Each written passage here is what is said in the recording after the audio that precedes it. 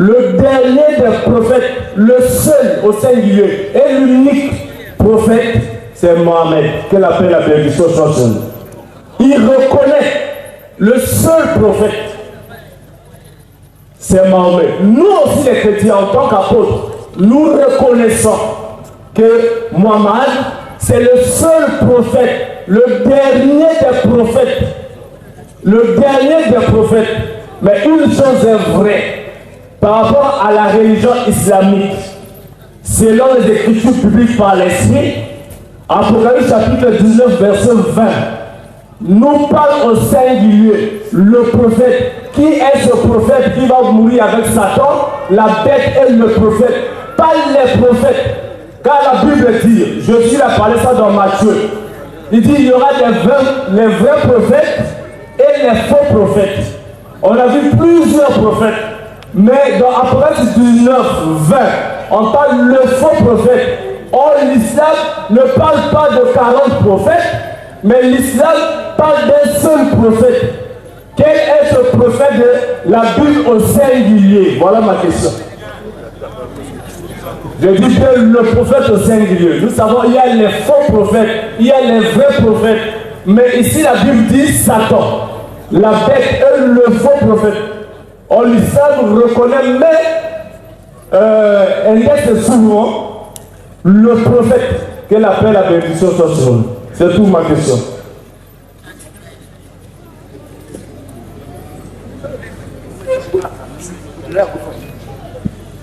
Si nous comprenons notre frère l'apôtre Athanas, et sa préoccupation principale, c'est de déterminer le prophète de la Bible au singulier, c'est ça?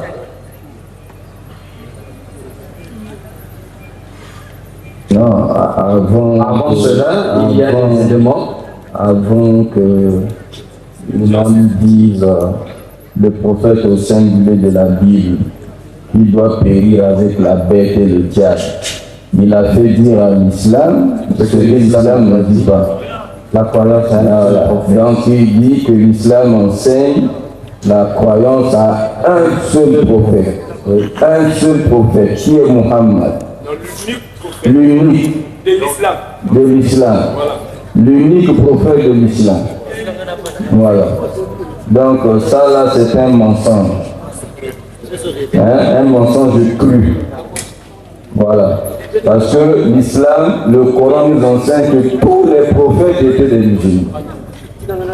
Tous les prophètes ont prêché l'islam. L'islam, c'est l'unique et seule religion de Dieu. S'il n'y a qu'un seul Dieu, ce Dieu-là ne peut avoir qu'une seule religion.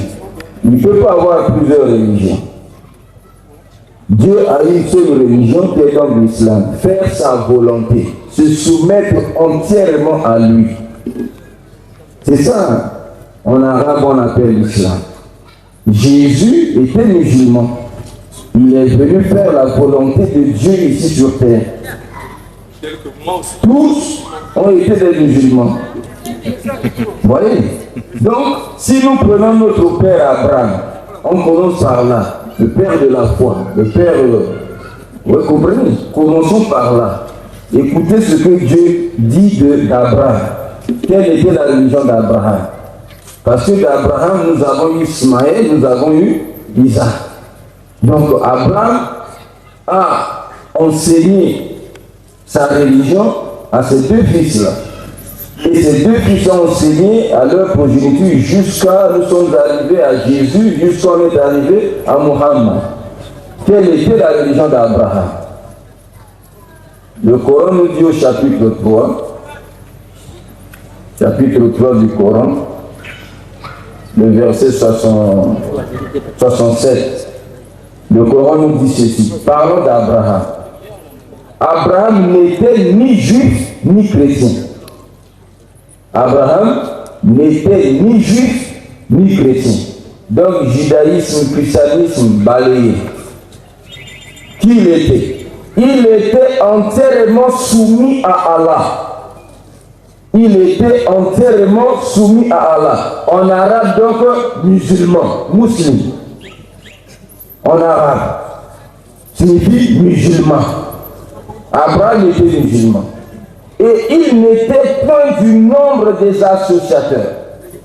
Donc lorsque Abraham adorait son Seigneur, il n'associait pas à Allah d'autres divinités. Il vouait à Allah un culte sincère.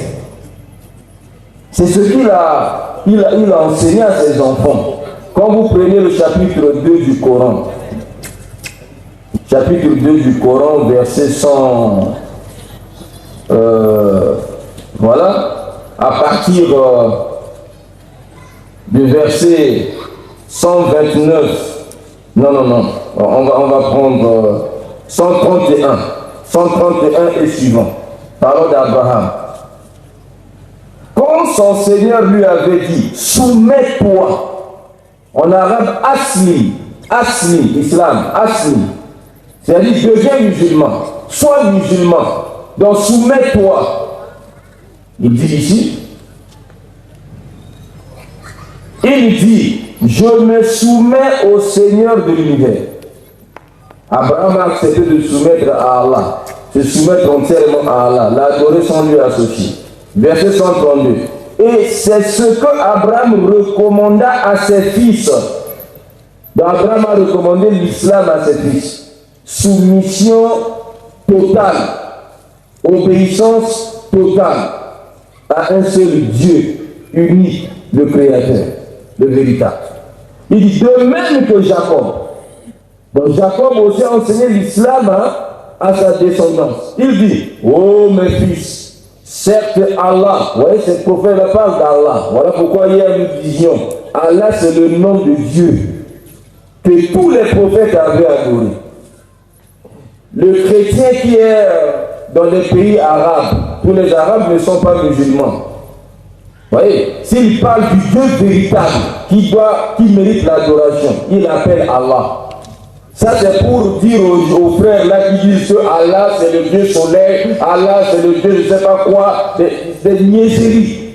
Parce que le chrétien arabe, il va dire Allah. Donc tu vas dire que ces chrétiens sont en train d'adorer le Dieu soleil. Donc ça, voilà déjà le mensonge. Donc Jacob, il dit ici,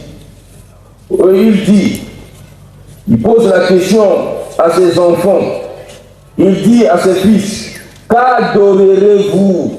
Non, je reprends encore ici. Oh mes fils, certes Allah vous a choisi la religion, ne mourrez point donc autrement qu'en soumis.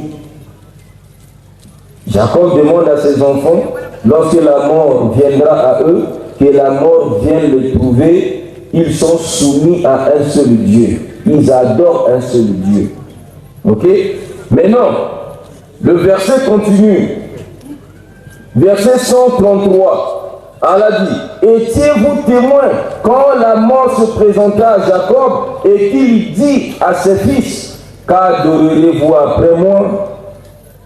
Qu'adorerez-vous après moi? Jacob a posé la question à ses enfants. Il veut se rassurer. Est-ce qu'ils ont compris les enseignements donnés?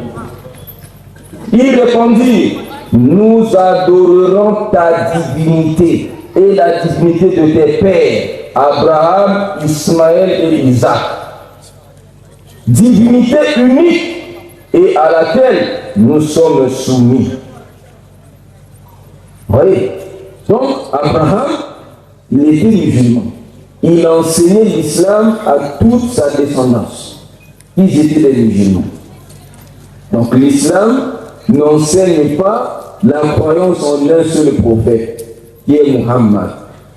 L'islam enseigne à la croyance à tout véritable prophète de Dieu envoyé par Allah. C'est pourquoi, quand Allah, au chapitre toujours 2, il dit ici, vers la fin, 280, voilà, où est ça? Voilà, 285. Verset 285. Allah dit ceci. Le messager a cru en ce qu'on a fait descendre vers lui. Le messager a cru. Donc Mohamed a cru, il a cru en ce qu'on a fait descendre vers lui venant de son Seigneur. Et aussi les croyants, tous ont cru en Allah, en ses anges, à ses livres et en ses messagers. Les messagers que Dieu envoie. Donc l'islam appelle les gens à croire à tous les messagers que Dieu a envoyés véritablement, en disant: nous ne faisons aucune distinction entre ces messagers.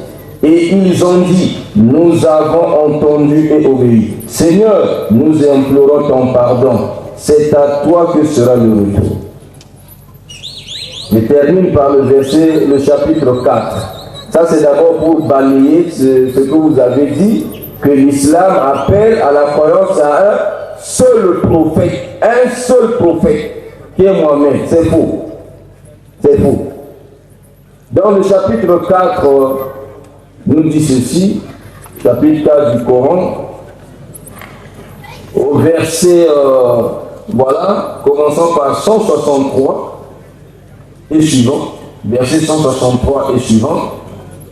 Nous t'avons fait une révélation. Allah parle à Mohamed. Nous t'avons fait une révélation comme nous fîmes à Noé. Comme nous fîmes à qui? À Noé. Donc Allah est en train de comparer la révélation qu'il a donnée à Mohamed à celle qu'il avait faite au prophète antérieur, en commençant par Noé. Vous comprenez ça? Et au prophète après lui. Et au prophète après qui? Après Noé. Il va commencer à les citer. Il va citer. Et nous avons fait révélation à Abraham, Ismaël, à Isaac, à Jacob, aux tribus, à Jésus, à Job, à Jonas, à Aaron et à Salomon. Et nous avons donné le Zabour à David.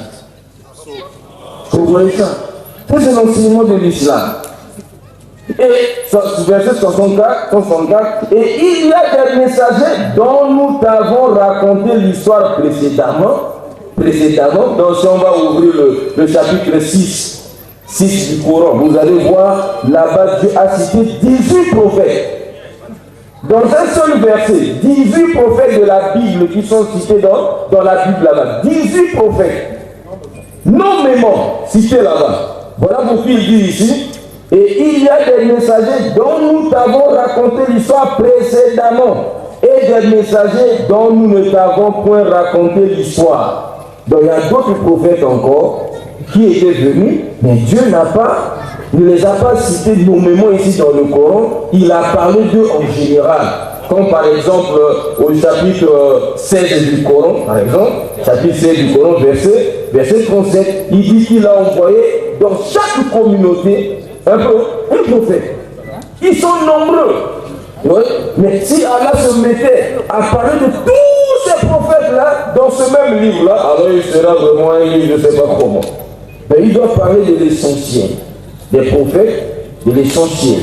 Voilà. Donc, on peut continuer comme ça à citer. C'était juste pour balayer ce que vous avez dit. Maintenant, le Coran nous dit, tous ces prophètes-là ont connu un premier, ils ont connu un dernier. Maintenant, le dernier, c'est qui? Le dernier, maintenant. C'est sur ce dernier-là qu'on doit marteler, on doit accentuer. Parce que c'est sur ce dernier-là que Allah subhanahu wa ta'ala a donné la mission justement de conduire l'humanité tout entière vers le salut. Alors dans ce dernier-là, Allah dit au chapitre 33 du Coran, verset 40.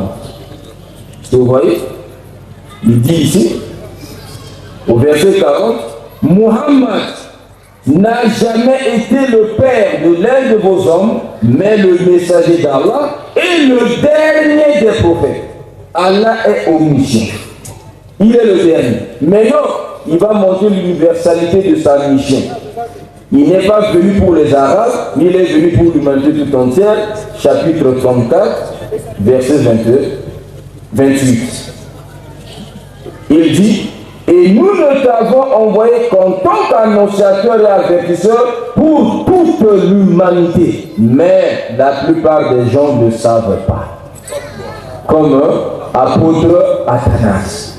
Voilà, donc c'était juste pour balayer ce mensonge-là. Maintenant, les frères vont vous aider sur le deuxième volet de votre intervention, à savoir qui est donc ce prophète-là d'Apocalypse dont parle la Bible. Ça, c'est le nom, nos frères qui pourront vous aider. Merci. Père Camille, s'il vous plaît. Ouais. Si nous parlons des prophètes, tels que dans le judaïsme, le christianisme, on croit aux prophètes. Nous sommes des chrétiens, nous croyons aux prophètes. Mais dans le christianisme et selon la Bible, ils annonçaient aussi des faux prophètes et des vrais prophètes. Nous croyons aux prophètes. Mais aussi nous voyons la naissance de l'islam d'aujourd'hui que nous connaissons. Tel que moi je connais, c'est l'an 600 que l'islam a eu peut-être naissance. En l'an 600. Là encore, vous n'avez pas compris. Non, attendez avant d'évoluer. On vous a déjà parlé d'Abraham qui était déjà de l'islam. Abraham a déjà pratiqué. Comment vous dites encore l'islam est né il y a 6. Chers les gars, comprenons-moi, nous tous nous étions au bord de l'école.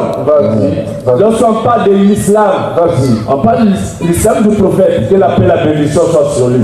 Mais l'islam, dans le sens étymologique ou dans le sens propre, comme soumission à la volonté de Dieu ou d'Allah, je suis d'accord que Noé s'est succombé avec l'islam. Jésus, c'est un musulman, tel que moi, je suis musulman, je suis islamiste parce que je suis à la volonté totale de Dieu.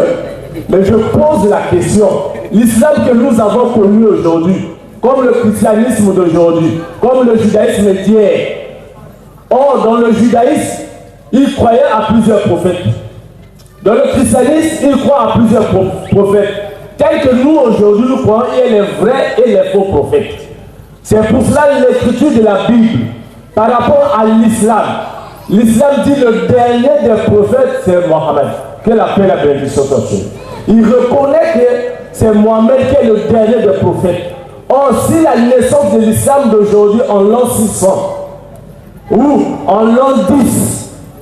Mais selon les textes, selon l'étymologie du mot, les gens, ils croient l'islam pendant 4 millénaires d'années avant. Ça, c'est par rapport à l'étymologie, la soumission totale à la volonté de Dieu. Comme Jésus dit dans Jean 4. Jean 4, il n'y a qu'un seul Dieu, et les vrais adorateurs, ce sont ceux qui adorent Dieu en esprit et en vérité. Mais moi, je crois. Maintenant, je pose la question sur les faux prophètes. Lorsque l'islam prend au singulier le dernier des prophètes, en commençant de Noé, il est le dernier des prophètes. Au singulier, qu'en pensez-vous d'Apocalypse 19, verset 20, là où on parle de Satan, de la bête et le faux prophète? Maintenant, si aujourd'hui nous disons que non, le faux prophète de l'Apocalypse 19, 20, c'est Mahomet. Tu vas le montrer.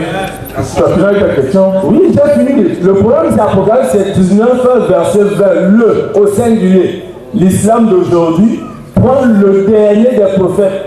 D'accord. C'est clair. On vous a dit votre question avait 2 volets. Oui.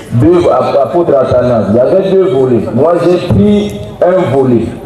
Ok? Maintenant, le volet d'Apocalypse, là. Le docteur va vous aider. Mais oui, bien sûr. Voilà. Donc, prenez votre mal en patience. Prenez votre mal en patience. On vous répond concernant Apocalypse, je ne sais pas combien. Athanas, voilà. En parlant, on t'a laissé le temps. Prends soin d'écouter. Ce serait normal pour la micro et après Athanas. Makambelali Bobanda. Micro, apôtre. Oui. Ok. Apôtre Athanas. Dans les hiérarchies chrétiennes, il est le premier. Les apôtres, les prophètes, les docteurs. Ce n'est pas notre problème. Merci. Notre doctorat ne se circonscrit pas dans le cadre de l'Église. C'est hors Église et au-dessus de l'Église. Apôtre Athanas. Dieu peut-il mentir? Non. Quand il fait promesse, Les réalisera-t-il? Effectivement. Genèse chapitre 17, verset 20. Donnez-lui la Bible. Vous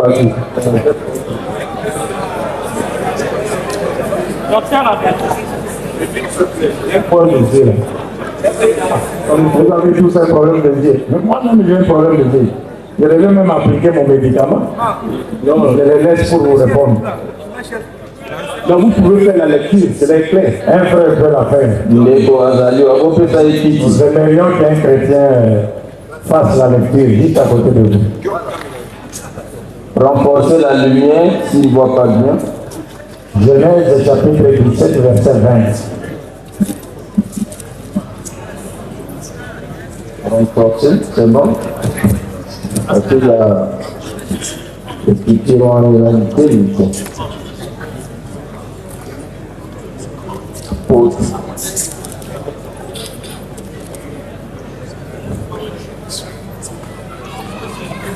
Genèse chapitre 17, le verset 20. Verset 20. À l'égard d'Ismaël, oui. Et j'ai exaucé, voici, mais je le bénirai, mais je le rendrai fécond, et je le multiplierai à l'infini. Oui. Il engendrera 12 princes, et je ferai de lui une grande nation. Merci. Si Dieu ne peut pas mentir, et qu'il ne manque jamais ses promesses, quand est-ce que cette promesse s'était réalisée? Et en qui est-ce que cette promesse s'était réalisée? Dieu promet de bénir Ismaël, de faire de lui une grande nation et de le multiplier à l'infini. Quand est-ce que cette promesse s'était réalisée? Et à travers qui Dieu l'a-t-il réalisé? C'est pour ça que je dis que Dieu a suscité à dessein. Cela s'est réalisé avec la religion islamique, suscité à dessein par le prophète Mahomet. Alors,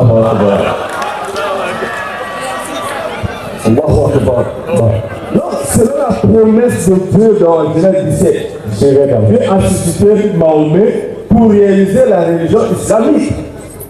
De la même manière qu'il a suscité avec Moïse et Pharaon, Jésus et Judas, et Jacob et Saül.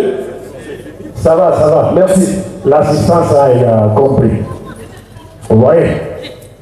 Bon, je ne vais pas voulu rentrer en détail parce qu'il y a des petits points sur lesquels je devais apporter la lumière. Mais déjà, votre réponse me suffit. Si votre réponse me suffit, et que c'est Dieu qui a suscité Mohammed, c'est Dieu qui a créé l'islam, pourquoi voulez-vous que Mohammed soit le faux prophète de l'Apocalypse 19? Dieu peut-il créer un faux prophète? C'est pas mon souhait, c'est une question. Pour comprendre au singulier, nous on va revenir à l'Apocalypse, ce n'est pas un problème. Merci. Déjà, c'est pour vous dire que Mohammed n'a rien à voir avec les prophètes d'Apocalypse 19, qui est appelé faux prophète. Parce que Mohammed a été suscité par qui? Par Dieu lui-même. Et Dieu ne peut pas susciter un faux prophète pour égarer les gens. C'est sa promesse. Il a utilisé la bénédiction. Il dit bénédiction. Il dit je les multiplierai à l'infini. Et vous savez, depuis cette époque-là, jusqu'à l'époque de Jésus, cette grande nation multipliée à l'infini n'était pas encore connue. Il aurait fallu que Jésus passe pour que cette nation puisse voir le jour. Les Arabes avant Jésus n'étaient vraiment pas connus. Toutes les puissances de la Bible, toutes les puissances terrestres et animales citées dans la Bible, ne se sont même pas intéressés aux Arabes. Les Assyriens, les Néo-Babyloniens, les Égyptiens, les Perses, les Grecs, les Romains, toutes ces puissances ne se sont jamais intéressés aux Arabes. Et les Arabes de l'époque du prophète Mohammed n'ont jamais été conquis, et moins encore colonisés par aucun peuple. Mais juste après que Jésus soit passé, 6 siècles après, Mohammed déclare être le seul messager de Dieu envoyé à l'humanité tout entière, issu de la postérité d'Abraham, à travers Ismaël, qui est né d'une femme noire, Agar, africaine, ta sœur. Isaac est né de Sarah, qui était de la race d'Abraham. Symbolisme d'une mission limitée. C'est pourquoi Dieu a dit par rapport à Isaac, Genèse 17, 19, j'établirai une alliance avec Isaac, une alliance avec lui et sa postérité après lui, pas avec toute l'humanité.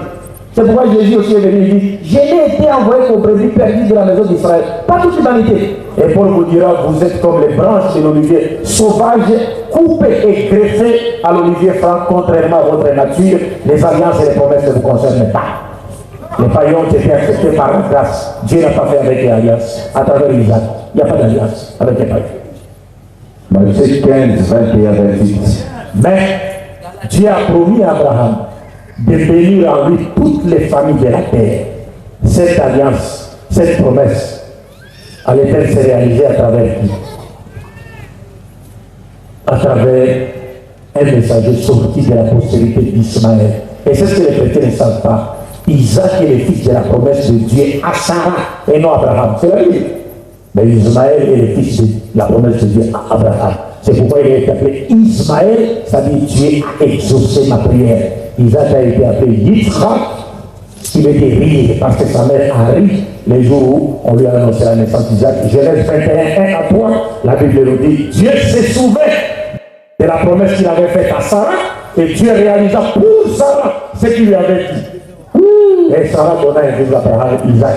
Yitzhak, tu ne peux pas comparer le nom d'Ismaël avec celui d'Isaac. Le nom d'Ismaël, c'est un nom théophore qui inclut un attribut de Dieu. C'est celui qui exauce ses prières.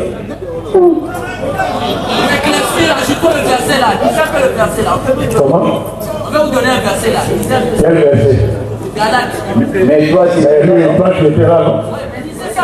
Attendez ton tour. Quel verset? Quel Galate? C'est pas avec toi qu'on débat. Il y a d'abord l'apôtre est là. Mais c'est ton apôtre, lorsque l'apôtre parle, toi tu dois te taire. Voilà. Voilà un apôtre. Hein? Yo, mon fils. Oh. Le spécialité, vous avez dit docteur Aye Sima, apôtre Aye Limoso. Amen. Mon Dieu, on va la solution. On s'en va dans Ok.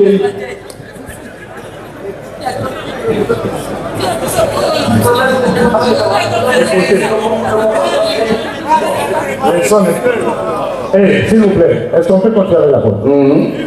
C'est pas avec vous qu'on parle. On parle avec la porte. Qui est dans la maison d'autrui, laisse des fois la porte. Donc vous étiez là, votre tour est passé, attendez. Notre tour, il n'y a pas de problème. Inch'Allah. La porte est mieux outillée que vous. En tout cas, selon la parole. C'est pourquoi l'apôtre l'a dit. Et il reconnaît que cette promesse s'est réalisée à travers lui. À travers le prophète Mohammed. C'est rare ça.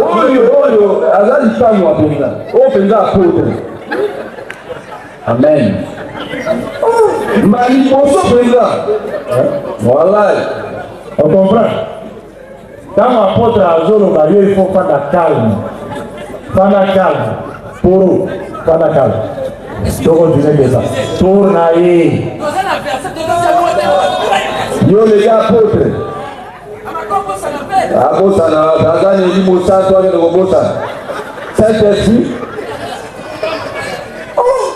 Nous évoluons s'il vous plaît, frère Lévin. Laissez l'apôtre Athanas continuer. Yo Badoro a mis les avec la classe. Now on a tout noté aussi au Brasil. Moi monsieur, Mami Loma, au petit réponse pour tous et là on a dit là haute ça va. Ok, donc on vient l'apôtre. Nous disions ceci.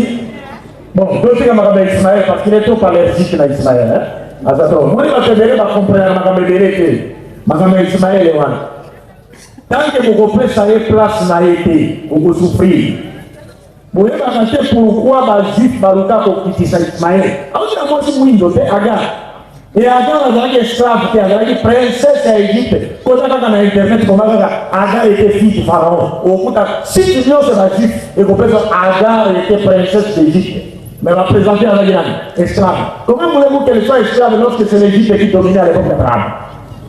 Et Abraham a quitté son pays pour aller en Égypte, aller chercher de quoi mettre sous la dent.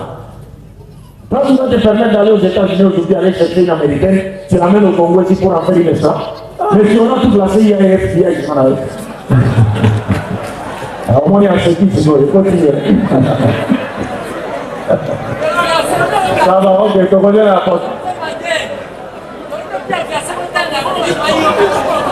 Tokotanga verset na yote, soki apôtre mutu apiaki toka totanga, parce que ta tour là. D'ailleurs verset on a ozoba kaka, maintenant on a dit déjà que le Seigneur totanga. Maintenant on pose en mode parce que ozawa te. C'est ça vraiment. Soko to sali tour ozongi où est le problème? Ouais. Mon frère, on est là nyama moko insecte moko atamba na bamina azaka périodique. Tobenga gaina kini libanti. Oye. Ana tongo benga gaina. Ba soterelo wa. Minyenye. Frère, au moins minyenye. Azaka beja mafuta te, alisaka mafuta na yeye moko. Version ndio wewe sawana. Na kokali na ngoka. Allahu Akbar. Alors, donc on vient l'apôtre. Donc, on disait ceci, donc il fallait d'abord clarifier, montrer que d'abord, Mohammed n'a rien à voir avec les prophètes, les faux prophètes de l'Apocalypse. Parce que Mohammed est le fruit de la bénédiction de Dieu et de la promesse divine faite à qui? Faite à Abraham. Et concernant son fils Israël. Parce que Mohammed descend d'Ismaël, fils d'Abraham. Jésus, Moïse, David, Salomon descendent d'Isaac, fils d'Abraham. Ce sont des cousins. Mohammed et Jésus, un cousin.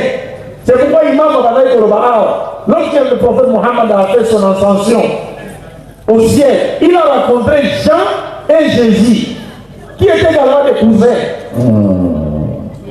Bon, si vous quelque part, il faut vivre vraiment quand tu manges dans la cousin. Nous allons bien dans la cousin. Voilà. Voilà, moi, il banga d'eau d'abord. La bonne idée à moi, il banga. Bon, maintenant, frère, je termine pour ne pas viser de votre temps. Donc, il est établi que Mohammed est le messager de Dieu, ici de la postérité d'Israël. Parce que cette promesse, c'est pourquoi je vous renvoie, vous consultez l'Internet. Écrivez un rabbin juif répond aux chrétiens. Un rabbin juif répond aux chrétiens. La vidéo se trouve sur le net. Où les rabbins juifs disent clairement Israël était béni. Il a l'alliance. Il a l'alliance. Et les rabbins juifs disent en dehors des juifs, le seul peuple qui adore le véritable Dieu, ce sont les musulmans. En dehors. Nous sommes que deux sur la terre. Parce qu'Abraham, Dieu lui a dit j'ai choisi Abraham pour qu'il ordonne à ses fils à garder mes commandements, mes lois, mes ordonnances. Le véritable fils d'Abraham, le véritable descendant d'Abraham ont des caractéristiques. La première, adorer un Dieu unique sans associer. La seconde, mettre en pratique la loi de ce Dieu-là. Il n'accepte jamais le système inventé par l'esprit de l'homme païen occidental. Si vous voulez reconnaître les descendants d'Abraham, vous les reconnaissez à travers leur application de la loi divine, comme l'était Abraham. Les chrétiens n'ont rien à voir avec la loi. Ils n'ont rien à voir avec la loi. Parce que les christianistes sont venus, Satan a détourné l'humanité de la loi de Dieu dans le jardin d'Éden. Les christianistes sont venus. Au lieu de faire retourner l'humanité à la loi, les christianistes ont détourné l'humanité de la loi de Dieu. De sorte que les chrétiens sont prêts à accepter toutes les autres lois qui viendraient des hommes, sauf la loi de Dieu. Ça c'est une évidence. Alors, on a fini avec le prophète Mohammed. Donc, ce qui est vrai, donc les prophètes de l'Apocalypse 19 n'a rien à voir avec Mohammed. Et vous êtes sans le savoir, mon frère l'apôtre, qui est dans ce chapitre de l'Apocalypse. C'est une continuité de l'Apocalypse 17, 18 jusqu'à 20. Et quand vous lisez les trois chapitres, en commençant même avec l'Apocalypse 16, vous verrez qu'on nous parle de la bête. On nous parle de la femme qui règne sur la bête. On nous parle de la marque de la bête. Mais moi, je ne voudrais pas ici rentrer en détail. Je pense que vous le savez très bien. Qui est la bête dont il est question dans le livre d'Apocalypse? Qui est la femme qui règne sur la bête? Et de cette femme qui est appelée la Babylone la Grande, qui a ses filles qu'elle a enfantées dans sa prostitution, et qui livre toutes les familles de la terre par son vin de l'égarement, on les connaît. On la connaît. Et on vous parle, on vous dit, non, c'est très dangereux. Mais bon, elle a dit très dangereux parce que seulement, c'est tout. Mais apôtre a dit, alors pour des raisons, il y a blessé, sentiment et matouté, au moins, mais lorsqu'on parle de la Babylone la Grande, selon le livre de l'Apocalypse, tu connais déjà Nan. Lorsqu'on parle de la bête sur laquelle la Babylone la Grande règne, Oyebi est Nan. Lorsqu'on parle de la marque de la bête, Oyebi est Nan. On vous dit, toutes ces puissances, la bête, la Babylone la Grande, ainsi de suite, et les rois de la terre, qui sont avec la Babylone la Grande, auront leur prophète, qui est appelé faux prophète. Et c'est contre ces faux prophètes et contre toutes ces puissances-là que le Christ se combattra dans les derniers jours. Lorsque les musulmans parlent du retour de Jésus, le retour de Jésus, c'est pour venir faire quoi? Le prophète Mohammed nous a prévenu en disant Jésus reviendra. Mais il va venir faire quoi? Parmi ce que Jésus fera, principalement, on dit Jésus viendra briser la croix. Or, la croix, c'est quoi? La croix, c'est l'expression séculière de l'église chrétienne, christianisme. Parce que Jésus ne connaît ni le mot chrétien, ni le mot christianisme. Vous le savez comme moi. Et aujourd'hui, toutes les nations qui sèment les désordres sur la terre, qui créent des guerres par-ci par-là, qui pillent les richesses des autres pays, qui tuent certains présidents de certains pays, parce qu'ils n'ont pas voulu se soumettre à leur ordre, tous ces gens-là se réclament de Jésus, le christianisme. Donc, mais Jésus reviendra faire quoi? Le prophète dit qu'il va venir pour détruire, briser la croix, qui est l'expression séculière de l'église chrétienne, le christianisme. Parce que si le christianisme avait accepté un Dieu unique et avait appliqué la loi de Dieu sur la terre, cette terre serait devenue déjà un terrain paradisiaque, comme cela était le cas dans les jardins d'Éden, où la vie était caractérisée seulement deux choses: l'adoration d'un Dieu unique sans l'associer, et l'obéissance simultanément à ces dieux dans tout ce qu'il ordonne est interdit. Mais Satan a poussé l'homme à la désobéissance pour que l'homme prenne la place de Dieu. Tu deviendras comme Dieu, connaissant le bien et le mal. Ça veut dire c'est à Dieu qu'il appartenait de nous définir ce qui est bien de ce qui ne l'est pas. Alors Satan a poussé l'homme pour que l'homme prenne la place de Dieu, que lui-même commence à définir ce qui est bien pour lui de ce qui ne l'est pas. Et aujourd'hui nous voyons ce que les grandes puissances déclarent bien, nous devons suivre. Ce qu'ils déclarent mal, nous devons laisser. Même si c'est en contradiction avec la loi de Dieu. Avec la loi de Dieu. Aujourd'hui, si vous allez même en France, vous voulez épouser une femme, une seconde femme, officiellement. Si vous êtes un Africain, vous n'êtes pas français de souche, on va vous refouler. Si vous voulez épouser politiquement une seconde femme, on vous refoule de la France. Mais si vous prenez 10 hommes comme vous, avec des barbes, vous en faites vos épouses, comme à l'époque de Noé, on vous applaudit et puis on vous donne l'assistance sociale. Vous comprenez? Donc, ça, ce sont des choses qui se passeront dans les derniers temps. Et ça doit être l'antéchrist du dernier temps, contre qui le Christ combattra. Parce qu'il sera avec son armée, ses armées même. Et le Christ combattra contre ces gens. Et le prophète Mohammed a dit, Jésus descendra parmi les musulmans. Et il priera derrière les musulmans. Vous le savez, mon frère, si Jésus apparaissait aujourd'hui ici, là, vous pensez qu'il ici, il aura quelle forme? Mais il aura une barbe comme moi, avec soutane comme les musulmans. Mais c'est comme ça, non? Il va rentrer dans mon ciel parce que Jésus n'a jamais prié sur une chaise ou sur un banc. Ça n'a jamais existé. Ce sont des choses que les Blancs nous ont apportées ici. Dieu a dit dans la Bible, tu ne te prosterneras pas devant un autre Dieu, si ce n'est déjà moi. On va le démontrer demain dans la prière. Il faut qu'on jette notre face au sol pour montrer que c'est à Dieu qu'appartient la gloire et le louange dans les siècles des siècles. Amen. Amen. Alors, le Christ revient. Aujourd'hui, si le Christ venait, vous savez, même quand vous regardez vos films de Jésus, Vous le voyez toujours en soutane avec des bardes. Vous pensez que si Jésus revenait comme ça et cherchait à rentrer dans une église, mais vous criez aux terroristes. Les gens vous crient aux terroristes. Ah, terroriste, pas de télévision. Donne à Jésus. Parce qu'à la fin, c'était. Et puis, il y a des chrétiens, il y a des chrétiens, il y a des chrétiens, il y a des chrétiens, il y a des alors, je vais dire, bon, merci beaucoup, merci à vous.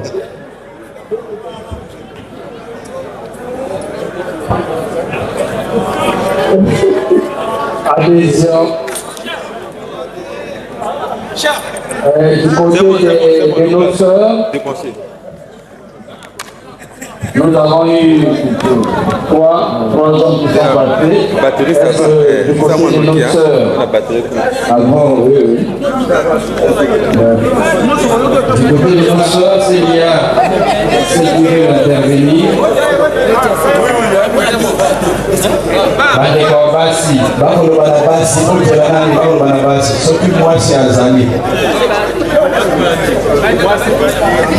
Mibali misato baleki, soki mwasi azali alingi, kotuna motuna. Falo zangana le kaliboso. Boyoza en primaire. Avant de commencer au niveau, alingaki na badiloko ya kolo bazalaki awa. Elaki kotuna ya suka ya ser na biso moko yazalaki awa na makambo ya Genèse 17 verset 20 oyo bakoloba monene aza na bible te aza na bible te mais ser na biso azalaki lobi nayebi te soki lelo azali awa wana ser azali awa nalakisaki yo moke na bani ezalaki avant Genèse 17 20 natunaki baprometre yaki prophétie nzambe asi alaki epai ya Ismaël mais eserealize na Ismaël te nani aye kokokisa accomplissement ya prophétie.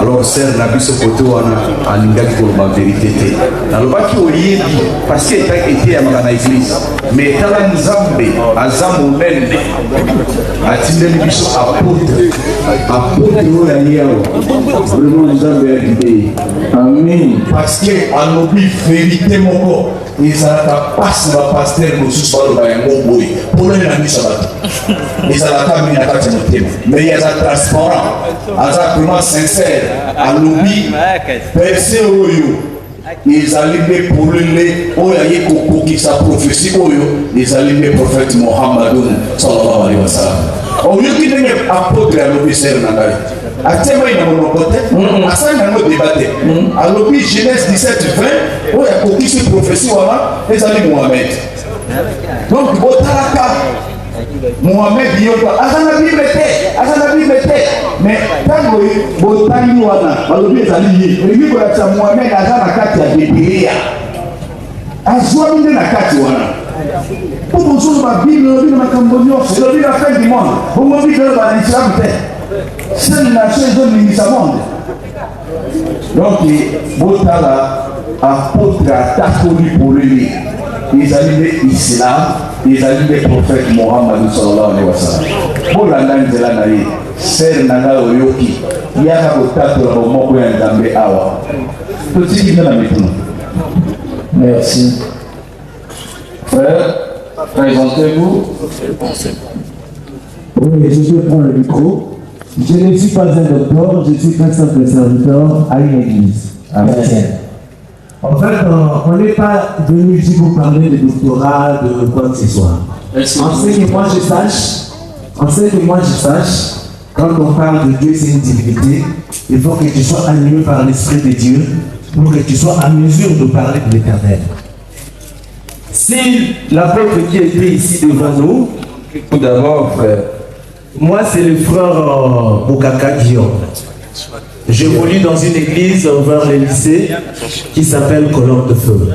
D'une manière, l'Éternel, notre Dieu Jésus-Christ, est apparu sous forme de colombe, mais le Dieu la répond par le feu.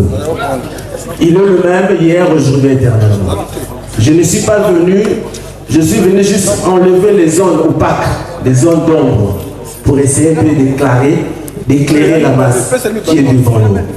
Si réellement nous prions le même Dieu, et le Dieu d'amour que moi je sais, je pense pas qu'on aura des contradictions, car notre Dieu ne se contredit pas.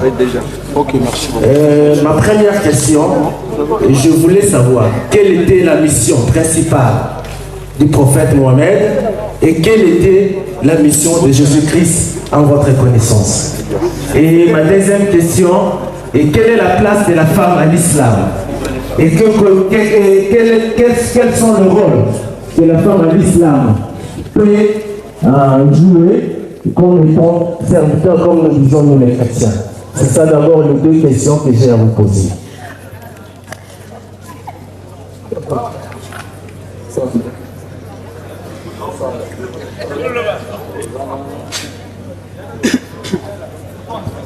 Ok, le frère Bokaka, Guillaume, la mission principale du prophète Mahomet est celle de Jésus, c'est ce que vous avez demandé. Et secondo, la place de la femme en islam et son rôle dans la religion. C'est bien ça? Ok, merci beaucoup, vous avez la réponse. Bismillahirrahmanirrahim, wa salatu wa salam wa rasulillahi wa ba'd.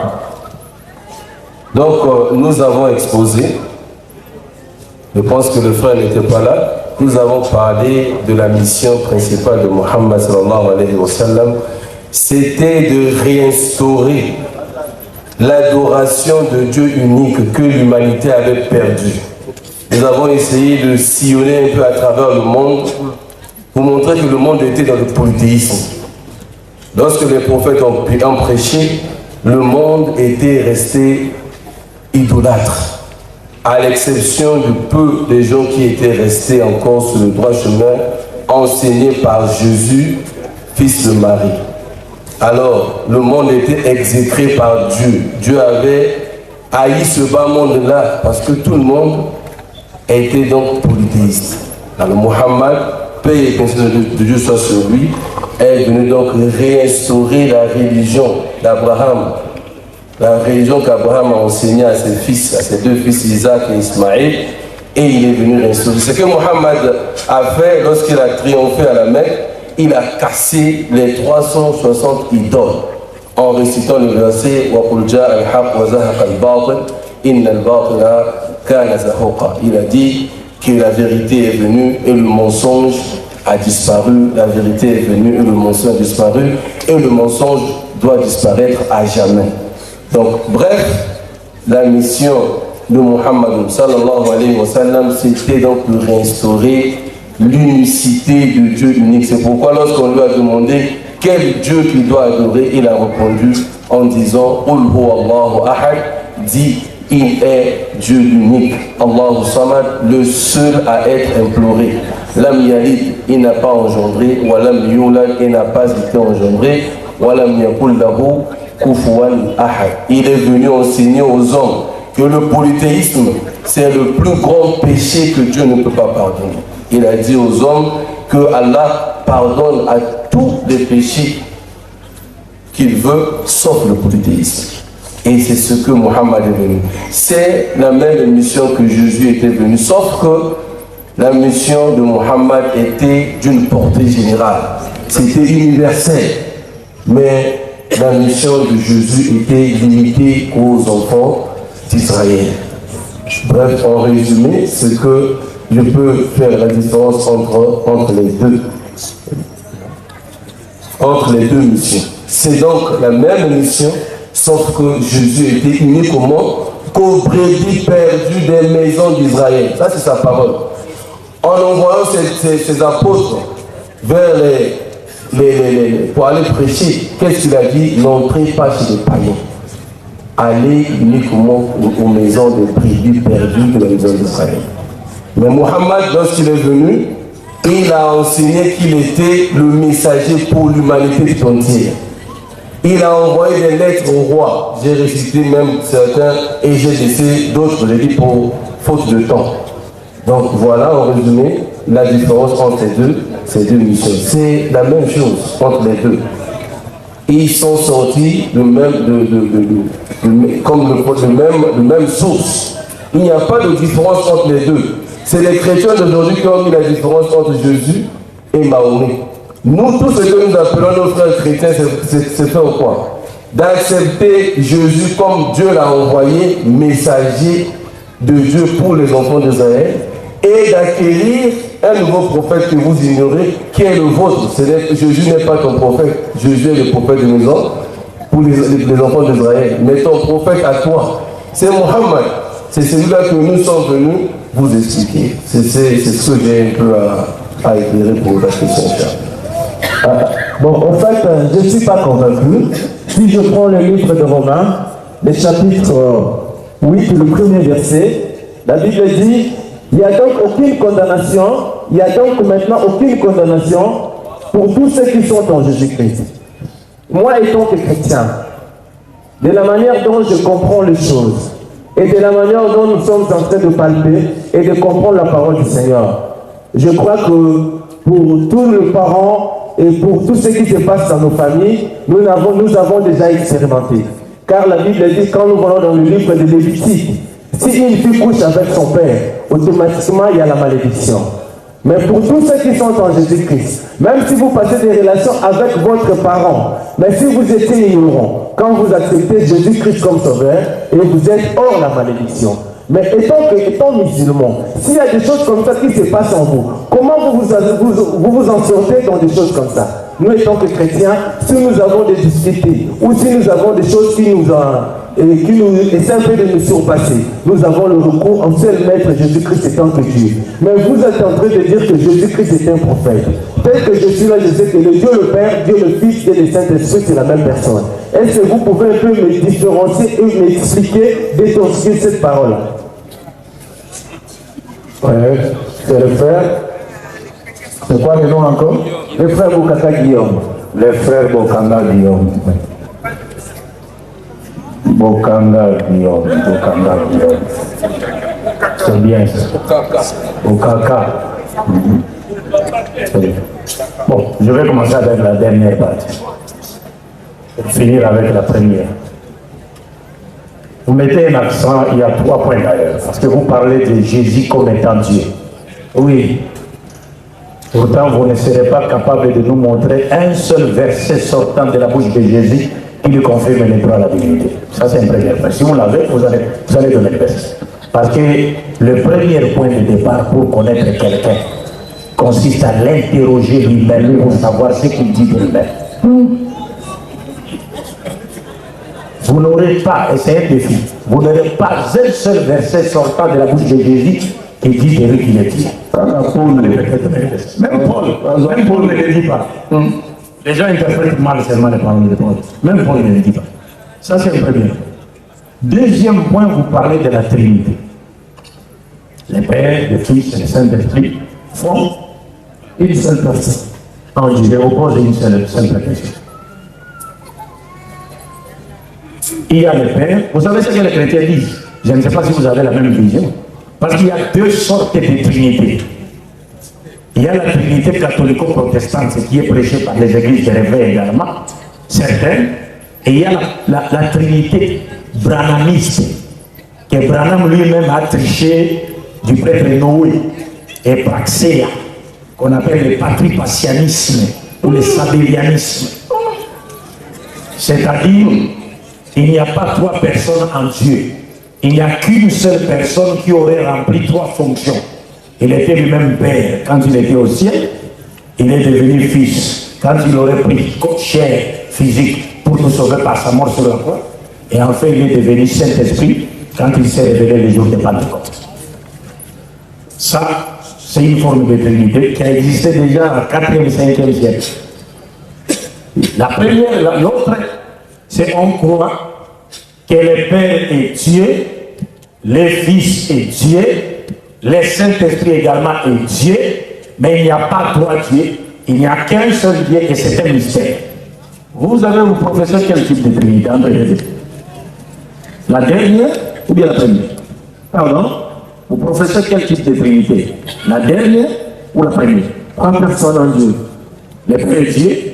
Non, il n'y a qu'une seule personne.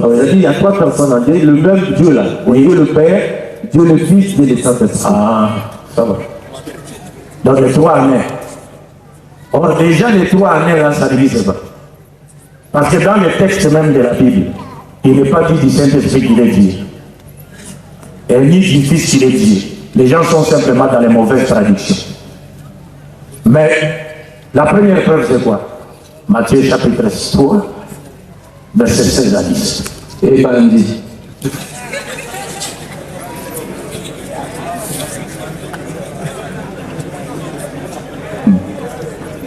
Dokota.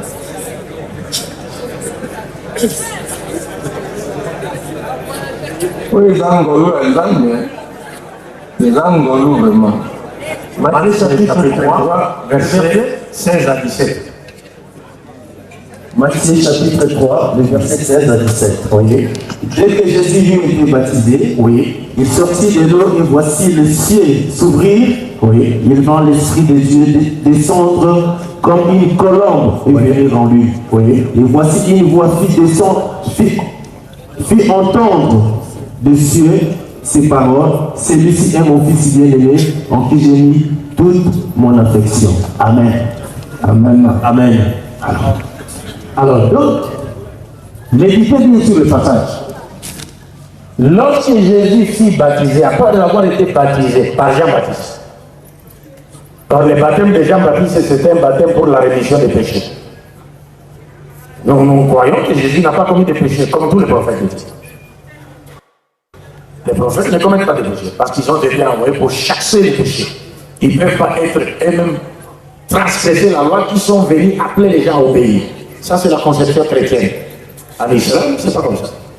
Bref, Jésus est en train de se faire baptiser par Jean-Baptiste. Et selon la version de Luc, il était en train de faire quoi? De prier, n'est-ce pas? Selon Luc, quand on le baptisait, il faisait quoi? Il priait. Maintenant, frère, qui a fait entendre sa voix du haut des cieux? Dieu. Est-ce que le Dieu qui a fait entendre du haut des cieux sa voix était-il celui qui se faisait baptiser par Jean-Baptiste sur la terre? Je vais y arriver. Ouais, moi, je voudrais seulement que vous m'écoutiez. Parce que là, je vous ai cité la version de Luc. Oui. Le baptême de Jésus. Luc dit, il était en train de prier pendant qu'on les baptisait. Mais il priait qui? Il priait qui? Il priait Dieu. Est-ce que Dieu peut-il se prier lui-même? Je vais y arriver. Quand Jésus-Christ est né, quand Jésus-Christ est né, les mages sont venus se prosterner devant lui. Ouais. La Bible dit, dans le livre de Exode, je peux lire, oui.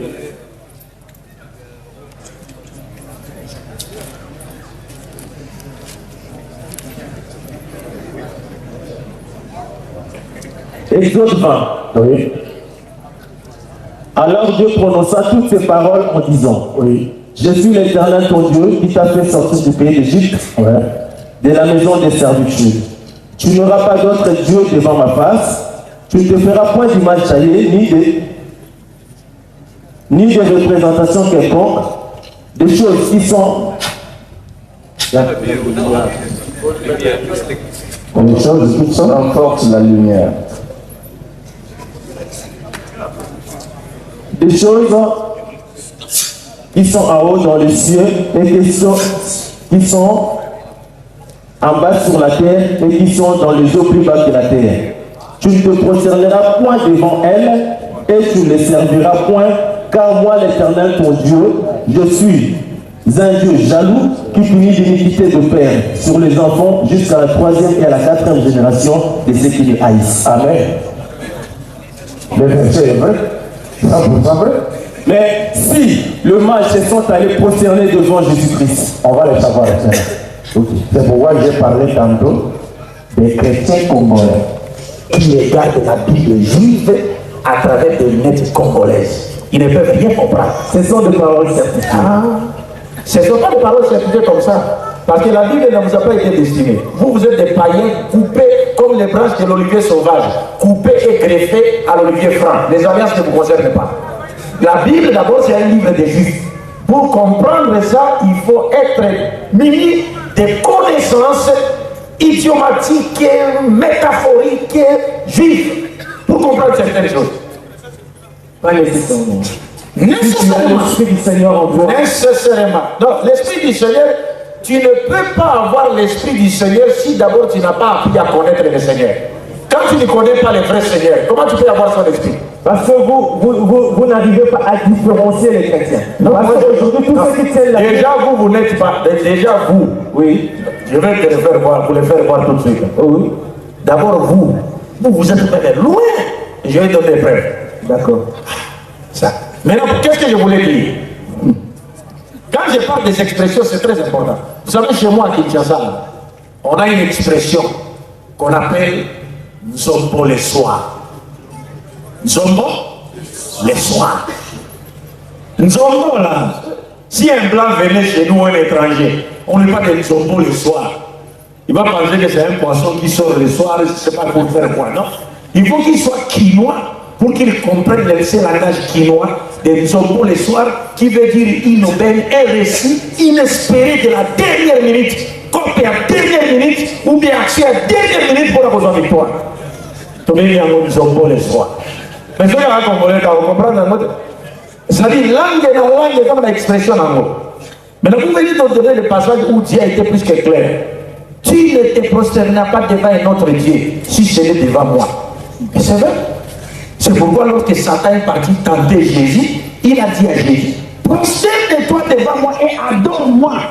Je te donnerai le monde. C'est ce